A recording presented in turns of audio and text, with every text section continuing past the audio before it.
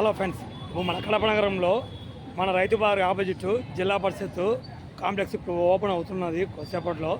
మన Kadapa MLA Madhava madam గారు, మండిపల్లి రాంప్రసాద్ రెడ్డి గారు, ఇంకా అదే కార్యకర్తలు తదితరులు ఇక్కడ షాపింగ్ కాంప్లెక్స్ ఓపెనింగ్ వస్తున్నారు.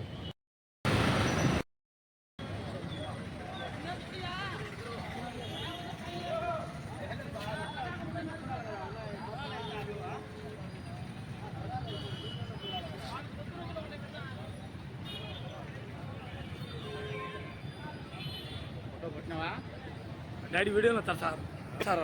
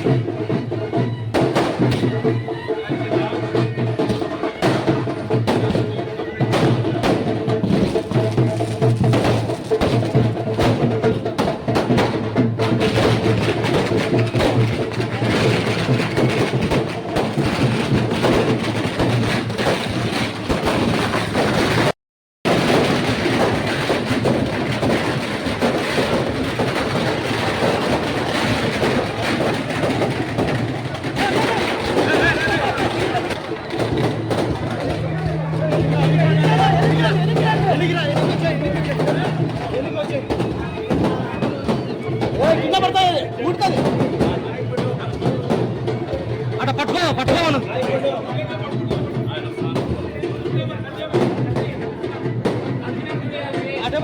అడ్డ పట్టుకో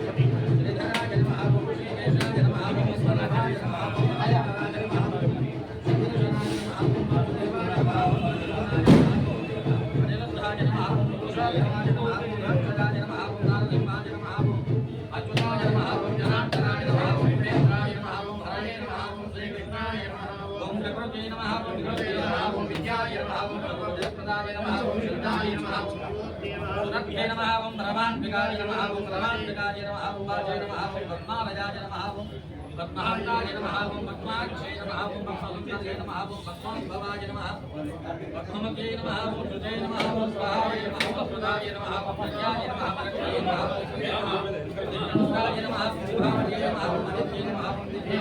शिवाय नमः ओम आदित्य नमः ओम दिव्याय नमः ओम दिव्याय नमः ओम वैद्य नमः ओम कामाय नमः ओम कामाक्षे नमः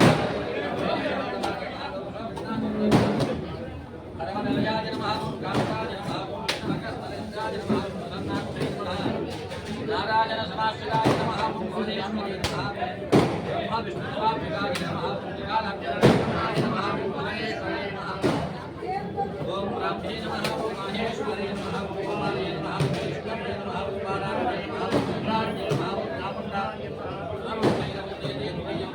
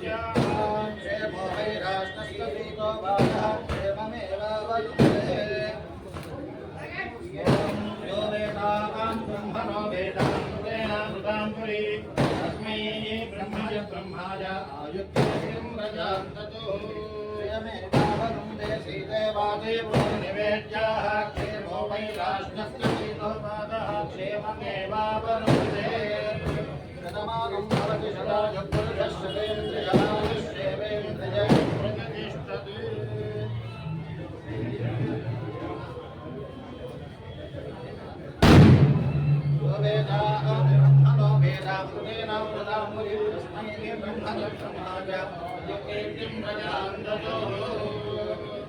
नवो नवो भवविराजमानो नानां केतुषयामे चक्रे आगं देवे भवविराज्यायं तयं नमास्विरदिति प्रमायो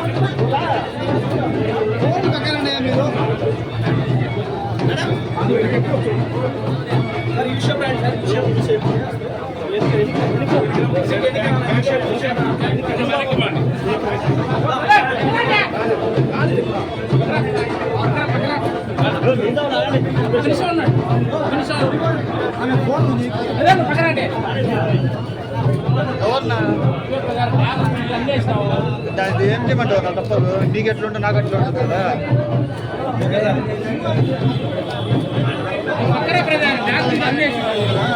నాకు చేసిన అంటే తప్పదు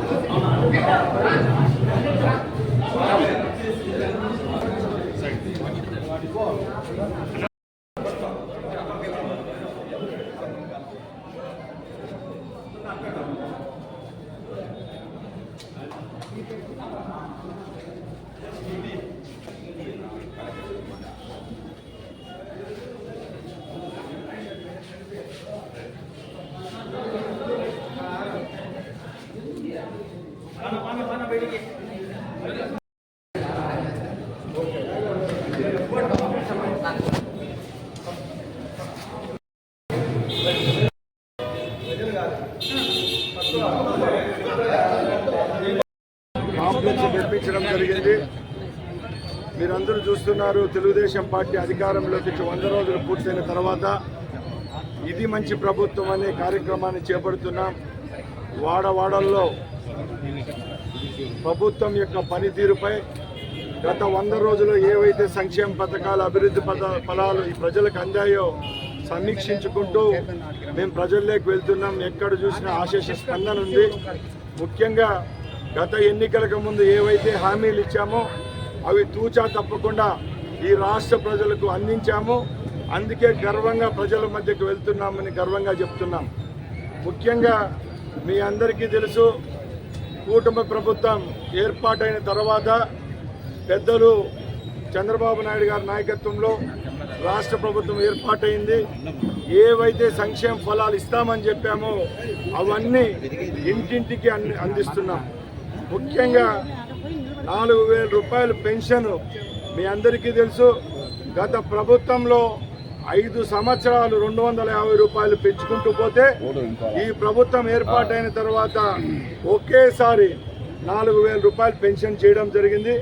65 లక్షల లబ్ధిదారులకు ఈ రాష్ట్రంలో పెన్షన్ పథకాన్ని తీసుకొచ్చాం. అలాగే నిరుద్యోగుల విషయానికి వస్తే రాష్ట్రంలో గత 5 సంవత్సరాల్లో ఒక్కటి కూడా పర్మనెంట్ ఉద్యోగం ఇచ్చిన పాపాన పోలేదు జగన్మోహన్ రెడ్డి ప్రభుత్వం.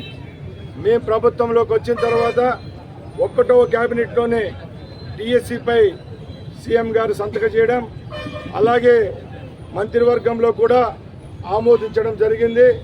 అతి త్వరలోనే 16,500 డిఎస్సి ఉద్యోగాలు భర్తీ చేస్తున్నాం రాష్ట్ర ప్రభుత్వంలో. ముఖ్యంగా ఈ రాష్ట్రంలో ఏవైతే చెప్పామో అవి చేసి చూపిస్తున్నాం.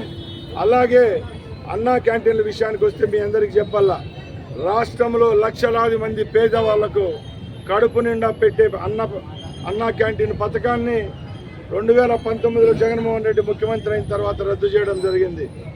మేము ఏదైతే చెప్పామో అదేవిధంగా 2 విడతల్లో సుమారు 170 అన్నా క్యాంటీన్ను ప్రారంభించాం. పేదలకు 5 రూపాయలకే నాణ్యమైన భోజన సౌకర్యం కల్పిస్తున్నాం.